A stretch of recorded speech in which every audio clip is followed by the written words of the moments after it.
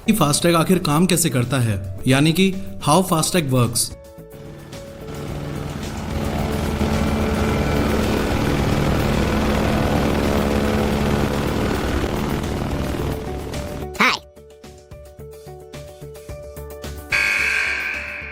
सिर्फ फास्टैग के पीछे की टेक्नोलॉजी ही नहीं, बल्कि काफी बड़े लेवल पर हो रहे फास्टैग फ्रॉड को समझेंगे और उससे बचने का एग्जैक्ट तरीका भी देखेंगे।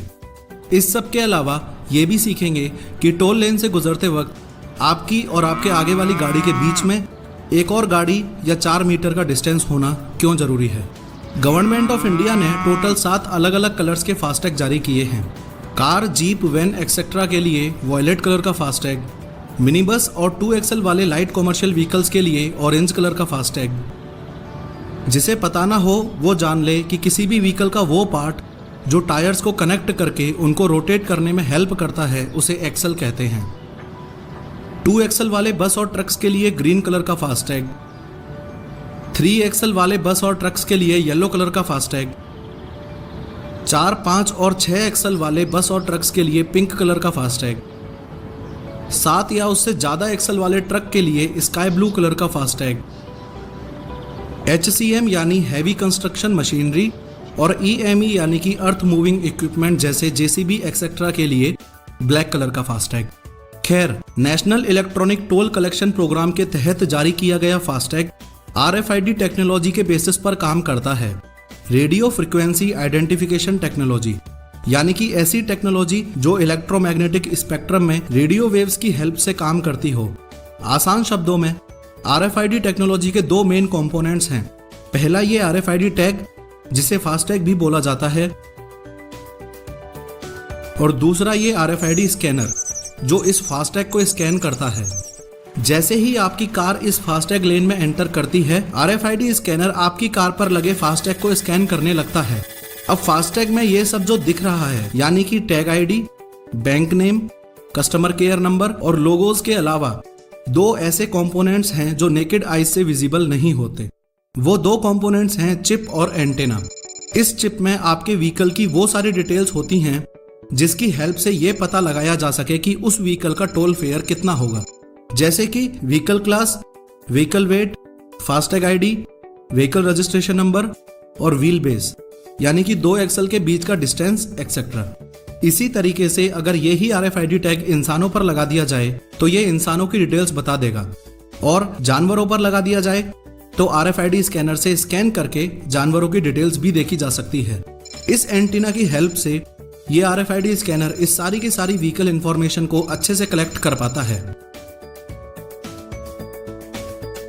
इंफॉर्मेशन कलेक्ट होते ही RFID स्कैनर सारी डिटेल्स टोल प्लाजा सिस्टम को, यानी कि इस कंप्यूटर को फॉरवर्ड कर देता है।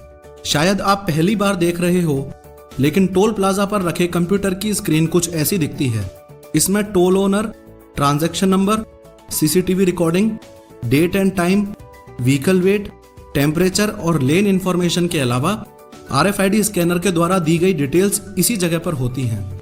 ये सारी फास्टैग डिटेल्स इस टोल प्लाजा के कंप्यूटर से एक्वायरर बैंक को फॉरवर्ड की जाती हैं। अब यहाँ पर 2 इंपॉर्टेंट टर्म्स आपको समझने होंगे। पहला एक्वायरर बैंक और दूसरा इशूअर बैंक। इसको एक एग्जाम्पल की हेल्प से समझते हैं।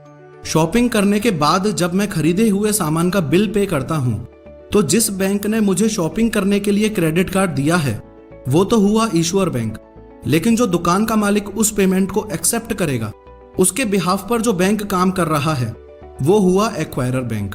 उसके बिहाफ पर कैसे काम करेगा? जैसे ही मेरा कार्ड स्वाइप होगा, वैसे ही कार्ड फर्जी है या नहीं, कार्ड में क्रेडिट्स अवेलेबल हैं या नहीं, कार्ड पेमेंट के लिए एलिजिबल है या नहीं, ये सब चेक करने की जिम्मेदारी एक्वायरर बैंक की होगी, जो कि मर्चेंट की तरफ से काम करता है। इसी प्रकार टोल प्लाजा पर ट्रांजैक्शन होते वक्त जो बैंक कार ओनर के बिहाफ पर काम करेगा वो तो हुआ इशूअर बैंक, और जो बैंक टोल प्लाजा वालों की तरफ से काम करेगा वो हुआ एक्वायरर बैंक। इसलिए फास्टैग डिटेल्स इस टोल प्लाजा के कंप्यूटर से एक्वायरिंग बैंक को फॉरवर्ड की जाती हैं।